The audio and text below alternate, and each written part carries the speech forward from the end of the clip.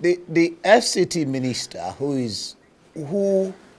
is a member of the PDP as today has thrown his weight behind Tinubu for the 2027 election, but he's still in PDP. How do you come to terms with that? He's in the opposition. He's thrown his weight behind the incumbent who is in APC. I try avoiding discussing personalities because when you begin to discuss personalities, then you are narrowing the issue and you are getting the whole issue diminished. I've been saying Tinubu will look for somebody who will help him in his own political interest. And there are very, very willing mercenaries who are willing to be rewarded and hired. Remove the office which he is holding today. He will be like me, an ordinary person. So his entire weight and the rhetorics and whatever he's saying, is because he's got an office which gives that kind of flair, visibility, and authority. Simple. Remove him from that office. He'll be like me. So please, leave Wike alone.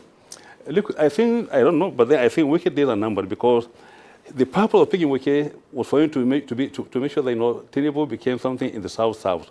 And today, by Tinubu's personal, maybe personal manipulation and personal coercion, he has been able to win over Akwa Ibom. He has been able to win over Edo. He has been able to win over Delta. And of course, Wike is there for a river. So you see, this area in the South was purely scaled by Tinubu's personal effort, not through Wike. Earlier on, Wike might have been relevant, but then by the time Tinubu is able to secure the South in his own basket, Wike will become irrelevant, and he'll remove him. I'm telling you that. He will remove him because he held him for a purpose. He's appointed Wike for a purpose, giving him the office for a purpose, and by the time the purpose is no more, that's the end of it. I've often said this on this channel on many occasions, how outside of power, Wike is useless. Outside of power. Wike cannot be useful anywhere outside of power. So he needs to remain within the political power and areas for him to continue to have this sort of braggadocious attitude that he has. And if you look at if you compare him side by side with Peter Obi, even though this is miles apart, everything Peter Obi is what Peter wishes to be. And since Peter Obi has been out of government power and politics or authority as governor of Anambra State, you can still see his growing influence. It's something that Wike would not have. So, and obviously, he played this card in 2023 as it's been alleged that the way he helped rig the election, especially in Rivers State and Obiakwa local government, which obviously gave Bola Tinubu the sort of the advantage to become the president of Nigeria today, which obviously gave him that ticket to become the FCT minister. But take that position out of Wike. Wike is useless, and that's what Sule Lamido is saying, that the position of the FCT minister, which gives Wike visibility, once he's out of that position, is useless. And it's something I've often said on this channel several times, that Wike, outside of political power, doesn't have any relevance.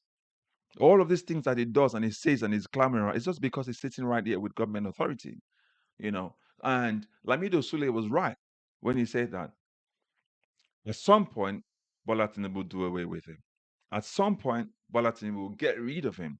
And I'll tell you reasons why. Number one is the fact that Wike has now become a liability. He's not an asset anymore. Now, because of Bola Tinubu used him to make inroads into the southern region of Nigeria. For example, what happened between Wike and Fubara, which Tinubu lashed on and called on a state of emergency, which was obviously illegal with the help of the National Assembly, Babio especially, and the Speaker of the National Assembly as well. And now the judiciary keeping quiet about it to make it academic at some point later. Once the other local government of the other southern states saw that, they started falling over.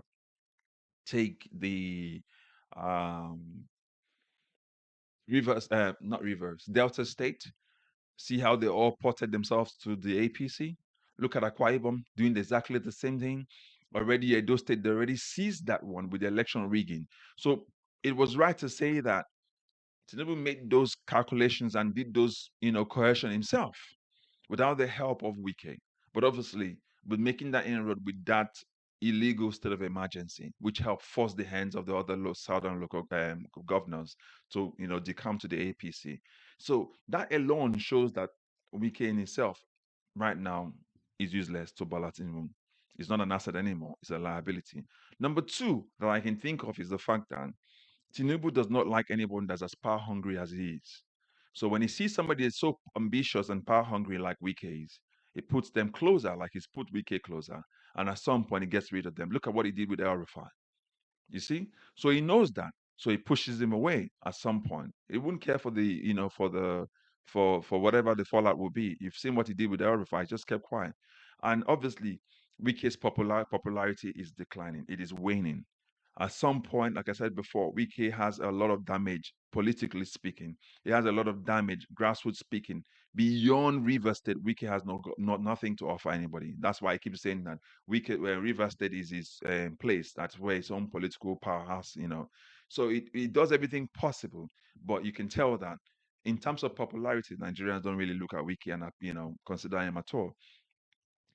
But as we approach 2027, it will find ways to want to appeal to the people, especially those from the south, power brokers. And with what is done with River State, at some point it will throw Wike back to the dogs to be fed. And Fubara will get the advantage. So, and it will use the other way to say, okay, now I've done with Wike, you can come up now again, and it will sacrifice Wike. He's done that, he did that with Ambode. He's done that with people. Look at what happened in Lagos State when they were trying to get rid of the speaker. You see what he did as well again. That power play still happens.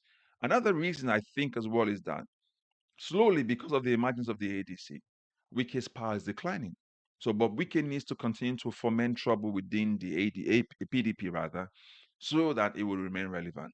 Because of the trouble it's fomenting, it will still remain relevant. But as long as it cannot deliver PDP to APC and completely destroy APC before 2027, Bola Tinubu have another reason to actually dump him, you know. But remember, Tinubu also has a history of using and dumping people. I mentioned El-Rufai before. Look at Ambode when Ambode didn't want to play game. They removed him. Aregbesola has had another falling back. Look at Osinbajo as well. He has a history of using people and using them as placeholders for what he needs them in the long run. And that's exactly what he's done. See the way Osinbajo just went out of relevance after being VP, even though he was contesting to be president as well again. You see the way they dump and used him, and now we don't talk about Osinbajo anymore. Ambode is faded into the history, and now Aregbesola, knowing the fact that Tinubu will do exactly that, is fighting and using the ADC coalition as a tool. The next thing I want to mention as well is the fact that there have been conversation about Kasim Shettima. I'm not going to say this is going to happen, but there's no way it's going to be able to use a Southern Christian, but a lot of people are already postulating that the Southern Christian might be used to appease people from the South and then to see how much they can get from the North. But these are some of the reasons why I think, and maybe if you want to consider the fact that a lot of allegations there are a lot of allegations of corruption against Wike, which will culminate into him being fed to the dogs when the time is ripe. And one of this is the land grabbing thing, land allocation to his family members, some of the misappropriation that would have happened under his watch in River State. At some point, Tinubu will scapegoat Wike. At some point, he's always done that.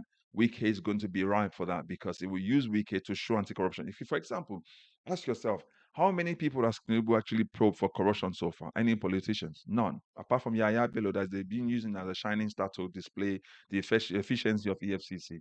Apart from that, nobody else. Do you understand? So Wike will be an anti-corruption scapegoat at some point, and I think so. So Sule Lamido is right that Bola Tinubu will dump Wike when the time is right. Wike's relevance is done. He has no advantage to offer Bola Tinubu anymore. And he knows it. And that's why he's doing everything possible to cause destruction, within the PDP so that it will continue to remain relevant. Forget about all this fight about zoning or not following due process. Those are all the things that Wike is shining at people. But the truth is the fact that Bola Tinubu has read through the pages already. He has seen that Wike is only useful but for a moment. At some point, Wike will be done away with, and Bola Tinubu moves to the next page, as he's done with El-Rufai. This is what I think, and I think Sule Lamido is spot on. But what do you think? Put your comment, put your thoughts in the comment section. Don't forget to like, share, and also subscribe. I'll catch you up in the next video. God bless you. Bye bye for now.